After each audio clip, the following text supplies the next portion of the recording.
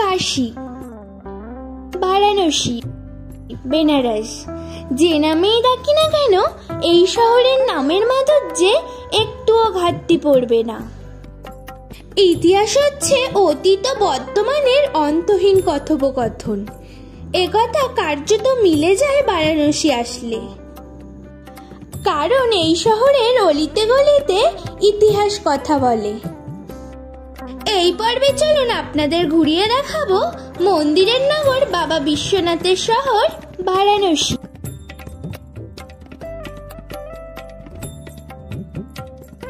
বারাণসীর সাথে বোনাস হিসেবে থাকছে প্রয়াগরাজ, ত্রিবেণী সঙ্গম ও ঘুরে দেখাবো।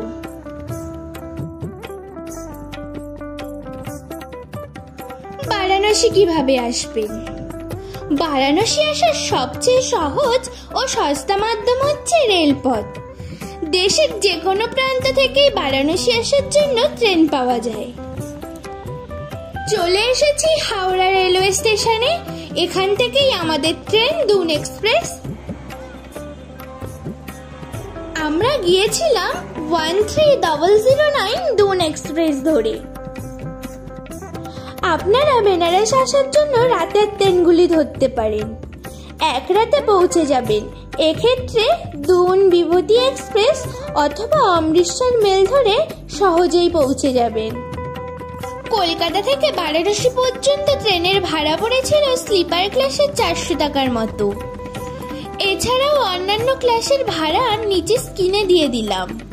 যারা কলকাতা থেকে বারাণসী সরাসরি গাড়ি নিয়ে আসতে চাইছেন, দূরত্ব প্রায় 700 কিলোমিটারের মতো। আসতে সময় লাগবে কম বেশি 13 থেকে 14 ঘন্টার মতো। এছাড়া যারা বিমানপথে আসতে চাইছেন, আপনারা আসতে পারেন লাল বাহাদুর শাস্ত্রী আন্তর্জাতিক বিমানবন্দর, যেটি বারাণসী থেকে মাত্র 25 কিলোমিটার দূরে অবস্থিত। আমরা চলে এসেছি পণ্ডিত দীনদয়াল উপাধ্যায় জংশন।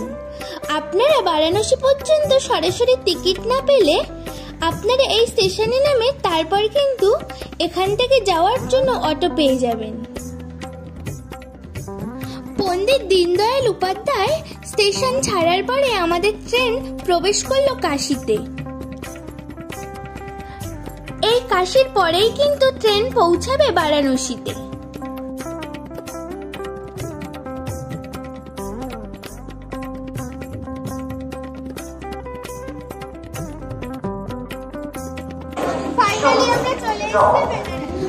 বারাণসী পৌঁছে স্টেশনের বাইরে বেরিয়েই দেখতে পাবেন অটো অথবা টোটো। আপনাদের বারাণসী ভ্রমণের জন্য আপনাদের প্রথমে পৌঁছতে হবে কাশী বিশ্বনাথ মন্দির সংলগ্ন গদুলিয়া মোড়। অটো রিজার্ভ করলে ভাড়া পড়বে 150 টাকা। এছাড়া যারা শেয়ারিং এ যেতে চান, তাদের ভাড়া পড়বে জন প্রতি 30 টাকা করে। বেনারসে কোথায় থাকবেন? বেনারসে থাকার জন্য অসংখ্য হোটেল ও ধর্মশালা আছে। আপনারা বাজেট অনুযায়ী বিভিন্ন দামের হোটেল এখানে পেয়ে যাবেন। হোটেলের ভাড়া মোটামুটি 1200 থেকে 3000 টাকার মধ্যে পেয়ে যাবেন। আরো কম খরচে থাকতে চাইলে আপনারা ধর্মশালাতেও থাকতে পারেন। আমরা আমাদের গুরুদেব শ্রী দুর্গাপ্রসন্ন পরমহংসদেবের আশ্রমে ছিলাম। কেদারঘাটের খুব কাছেই ছিল আমাদের এই আশ্রম, এবং এখান থেকে গদুলিয়া মোড় প্রায় পায়ে হাঁটা পথে বললেই চলে। তো প্রথমেই আমরা চলে আসলাম বাবা বিশ্বনাথের দর্শন করতে। বেনারসের মূল আকর্ষণ কিন্তু কাশী বিশ্বনাথ। দ্বাদশ জ্যোতির্লিঙ্গর অন্যতম পবিত্র জ্যোতির্লিঙ্গ এটি। মন্দিরের ভেতরে কিন্তু ক্যামেরা নিয়ে প্রবেশ নিষিদ্ধ, সেক্ষেত্রে ভেতরের কোনো কিছুই আপনাদের দেখাতে পারবো না।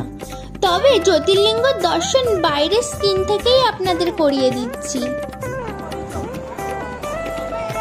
বর্তমানে কাশী বিশ্বনাথ মন্দিরের চারিদিকটা নতুনভাবে করিডোর করে সাজানো হয়েছে, এবং এখানকার ব্যবস্থা কিন্তু সত্যিই খুব সুন্দর। খুব সুন্দরভাবে আপনারা সহজেই লাইনে দাঁড়িয়ে দর্শন করতে পারেন। এছাড়া বিনামূল্যে লকার রুমের ব্যবস্থাও আছে। যারা পুজো দিতে চান প্রসাদ সামগ্রী আপনারা মন্দিরের সামনে থেকেই কিনে নিতে পারেন। অসংখ্য দোকান আছে।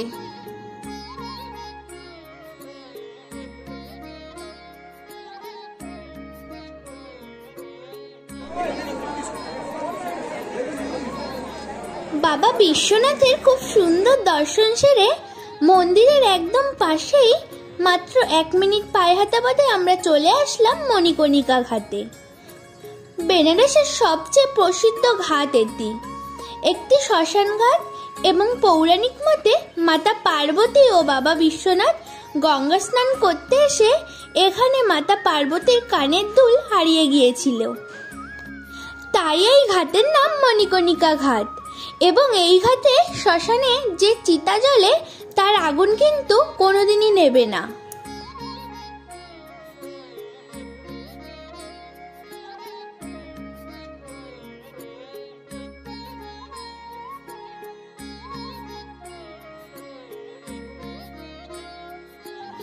বারাণসী আসবো আর নৌকা ভ্রমণ করব না, এটা তো হতেই পারে না।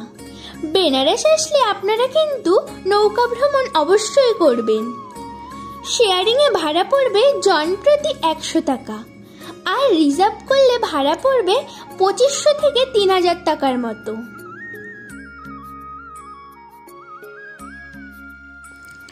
এবং এই নৌকা করে আমাদের 84টি ঘাট ঘুরিয়ে দেখানো হলো।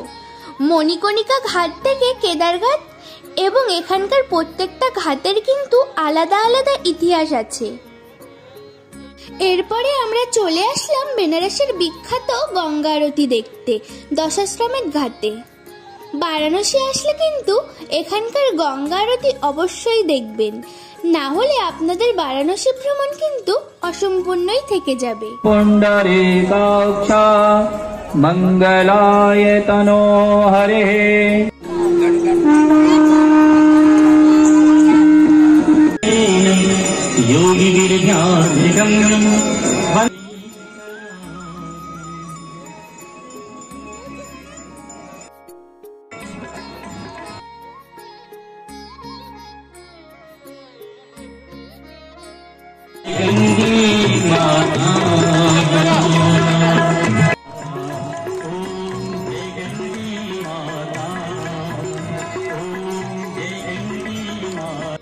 এরপরে বেনারসের বিখ্যাত মালাইও, এছাড়াও কাশীর চাঁদ ভান্ডারের বিখ্যাত আলু টিক্কার চাট খেয়ে আমরা চলে আসলাম কালভৈরব মন্দিরে।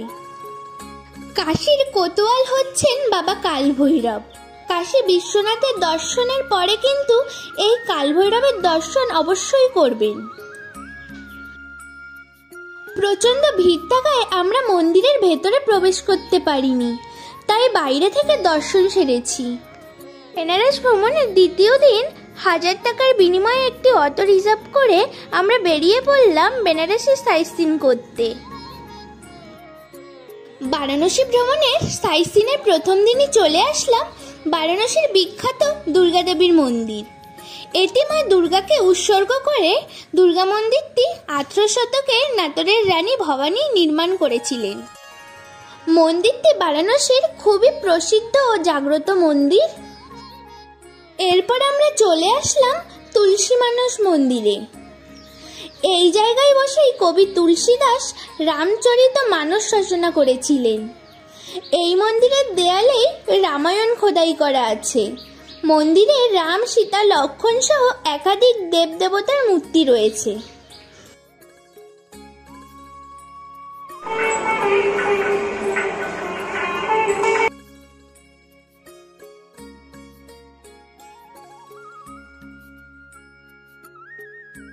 এরপর চলে আসলাম ত্রিদেব মন্দিরে।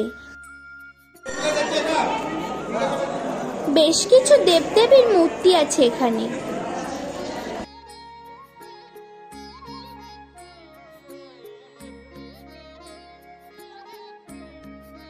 এরপর চলে আসলাম সংকটমোচন মন্দির। কথিত আছে এই মন্দির যেখানে নির্মিত হয় সেখানেই তুলসীদাস হনুমানের দর্শন পেয়েছিলেন। এই মন্দিরে ক্যামেরা ও ফোন নিয়ে প্রবেশ নিষিদ্ধ। এরপরে আমরা চলে আসলাম পণ্ডিত মদন মোহন মালব্যর প্রতিষ্ঠিত বেনারস হিন্দু ইউনিভার্সিটির ভেতরে অবস্থিত নবনির্মিত বিড়লা মন্দির বা কাশী বিশ্বনাথ মন্দির দেখতে। এখানে ক্যামেরা নিয়ে প্রবেশ নিষিদ্ধ, তাই ভেতরের কিছু দেখাতে পারবো না। এরপরে আমরা চলে আসলাম রামনগর ফোর্ট। রামনগর দুর্গ হলো ভারতের বারাণসীর রামনগরে অবস্থিত একটি দুর্গ। এটি গঙ্গার পূর্ব তীরে তুলসীঘাটের বিপরীতে অবস্থিত।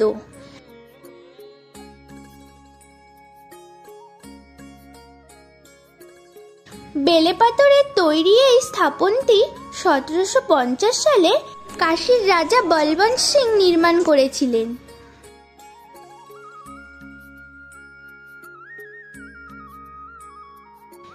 এখানে ভেতরে প্রবেশ করতে নির্দিষ্ট প্রবেশ মূল্য দিয়ে প্রবেশ করতে হয়।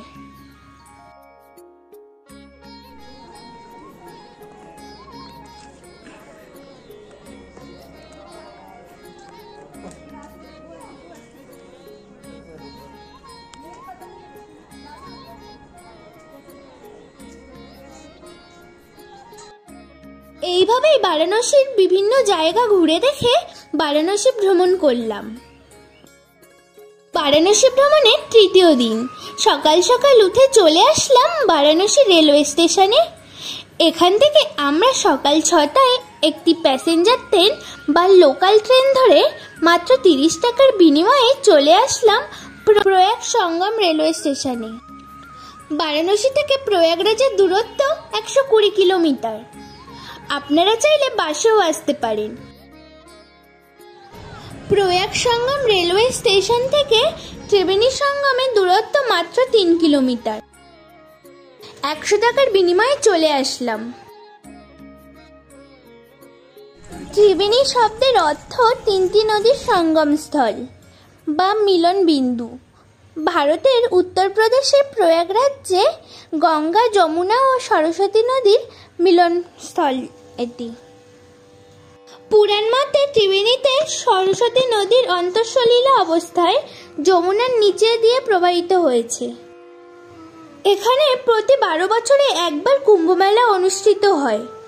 আপনারা জানেন এবছরে প্রায় 144 বছর পরে মহাকুম্ভ অনুষ্ঠিত হয়েছে। আমরা ত্রিবেণী সঙ্গমে স্নান সেরে সেই দিনই বেরিয়ে পড়েছিলাম শ্রী রাম জন্মভূমি অযোধ্যা পথে। সেই অভিজ্ঞতাই নিয়ে শীঘ্রই আসছি।